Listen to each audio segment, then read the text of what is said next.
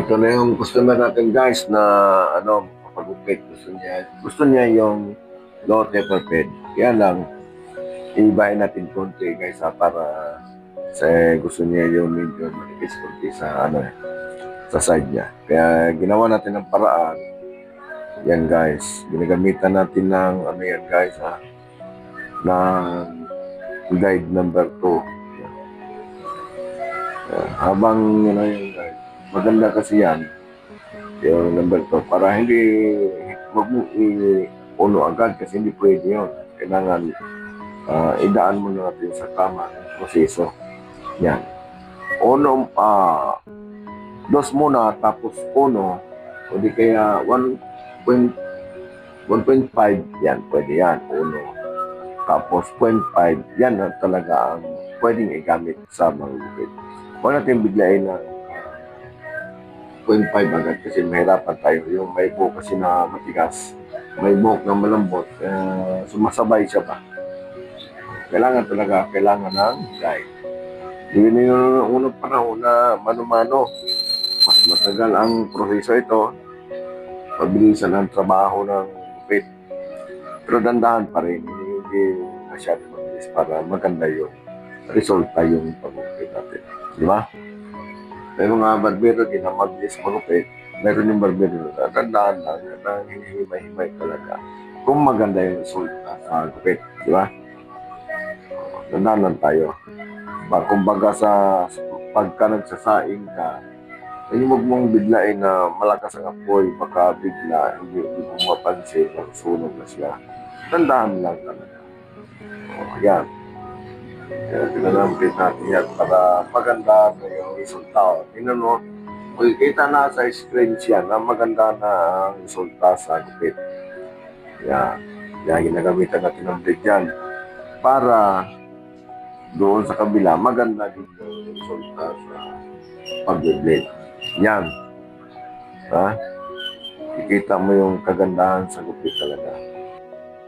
Ito na yung kinalabasan na gupit. Yan. Pinu-forward natin ha. Yan. Habang hinahagod yan, ginagamitan natin yan anong gamit yan? 0.5 yan. Yan, 0.5 yan gamit natin. Kailangan din gamitin natin ang gunting, kahit paunti-unting adjust lang niya sa gunting para ang resulta pantay siya na maganda tingnan. Kaya yung mga nagugupit yan, marami kasi mga galing na magugupit gumagaya din. Gumagaya din tayo minsan kasi para matuto tayong magugupit. Yan.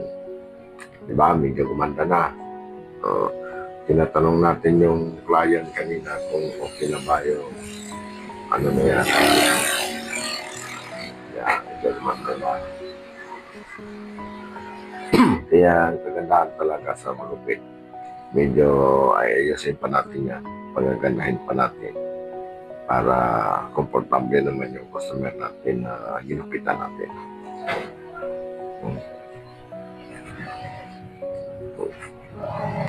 Gamitan talaga ng gunting natin yan, idol ha. Ano lang yan. Medyo unti-unti nang gumaganda yung gupit natin. Ayun, medyo gumanda na siya. Ayan. May size na yan, medyo maporma na yung gupit natin.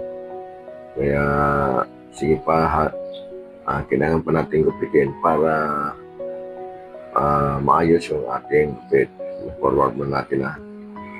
Yung gumagwapo na yung customer natin. Pugi na. Siguro estudyante ito, nag-aaral ito. Kailangan na magpagupit talaga.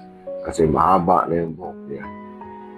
So na ngayon, pagkakuan, kailangan ma-comfortable din sa eskwelahan.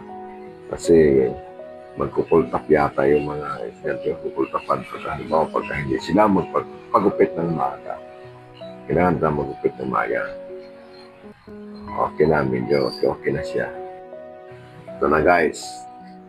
Yan, maganda na, tapos na. Tingnan niyo yung resulta sa gupit. Maganda na talaga siya, maganda na tingnan.